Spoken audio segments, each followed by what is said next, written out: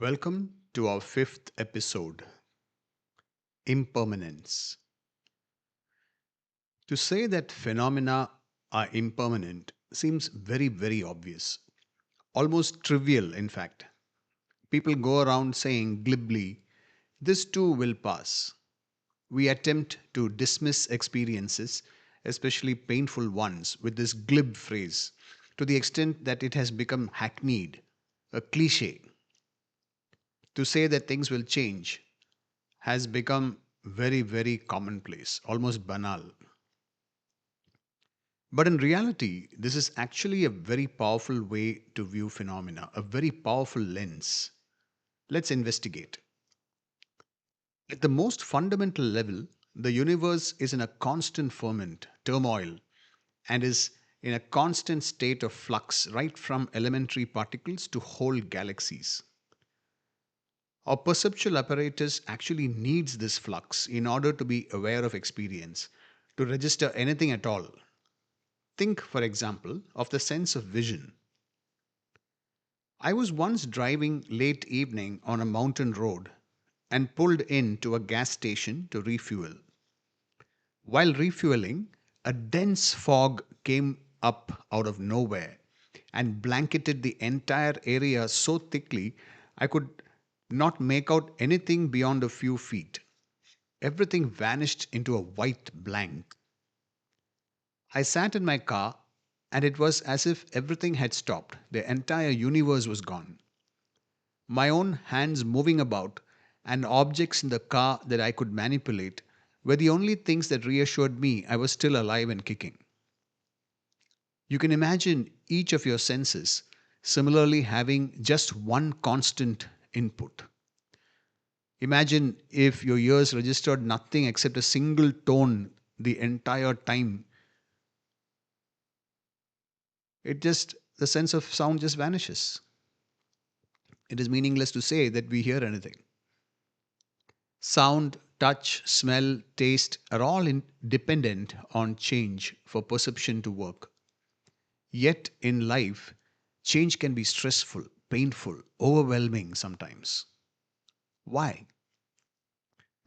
In episode 4, we spoke of craving, aversion, and clinging. That's at work here. We cling to experiences, situations, objects, and people where we don't want change, and when they do, we are strongly aversive to the new situation or experience and resist and fight. Where we do want change, we crave it and we are desperate for it.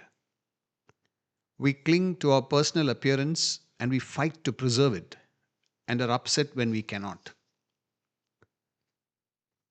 At this point, a logical and natural objection will crop up in your mind. Doesn't growth depend on our desiring a change? For example, if I want to become healthier than I am right now, don't I need to crave a healthier state and maybe push away the current one? True, that's true. The key here is dis-ease or suffering as an indicator of what to do. We need to hold intentions to move towards desirable and desired states that will bring greater ease and to move away from those that cause discomfort and dis-ease. I will make a separate episode for this, as I have already said when I did the episode on craving and aversion. Yet, even while we hold these intentions, I mean these intentions to move towards desirable and desired state that will bring greater ease, even while we hold these intentions, we need to be prepared for conditions to change, to become unfavorable, or even to become outright inimical to our goals. That is the key to using this lens of impermanence. The Buddhists called it anicca in Pali. It can mean impermanence, it can also mean uncertain or undecided, almost in a quantum physics sense of we cannot be sure. So, how to deal with it? Step 1, recognize that impermanence is the fundamental nature of the universe. Step 2, Recognize your own craving and aversion response to impermanence. Step 3, relax the craving, relax the aversion, relax the clinging, almost as if it is a muscle. Don't clench and clamp on to it. Let's recap this episode. Point number 1, impermanence or anicca is a powerful lens through which to view the world. Point number 2, our perceptual senses actually need change because that is what they evolved to detect. An unchanging world will be a mere blank, a nothingness. Point number 3, we cling, crave, or develop aversion to impermanence or permanence. Point number 4, though we need to change in order to grow towards or away from states desired or undesired, those goals need to be held lightly, knowing that conditions can change in an impermanent universe. Let this be your practice for today. As you wind down your day today and before you go to bed, run through the events of the day. From the time you woke up, what changed? First, your mental state. How was it when you woke? How did it change as you went to get breakfast or glanced through your phone? What had changed from yesterday to today in your work situation? Some changes you aren't even aware of. For example, your skin wrinkled just a bit more.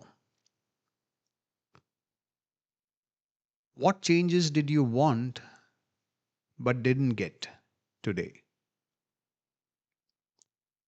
What were you holding on to, refusing to change, or resisting? What changes upset you? After this reflection, make a mental note to yourself to view tomorrow through the lens of impermanence. Look at everything knowing it is changing, will change, or has changed. Look at yourself in relation to them all and your feelings of craving, clinging, and aversion. Do this every day for the rest of your life.